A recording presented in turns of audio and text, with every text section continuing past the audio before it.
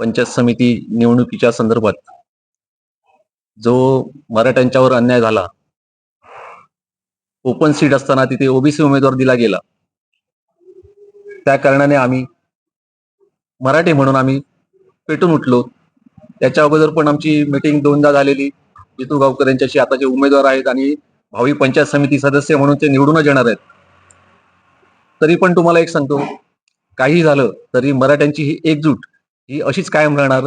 त्यासाठी मध्यस्थ असं नाही, पण आमचे मित्र आणि या गावचे सरपंच गुणाजी गावडे यांच्यानी पण मराठा ह्या विषयावरच फक्त जास्त जोर दिला. त्यासाठी आम्ही मराठी, आमच्या माझगावातले की वेतियातले सोनुरीतले सर्व मराठा समाज एक साईडने जितू गावकर यांच्याशी पाठीशी राहू. त्यासाठी मी जितू गावकर यांना पूर्ण पाठिंबा माझगाव गावातनं मराठा समाज म्हणून त्यांच्या पाठीशी आम्ही सदैव राहू आणि त्यांना निवडून आणू. याची जबाबदारी आम्ही घेऊ.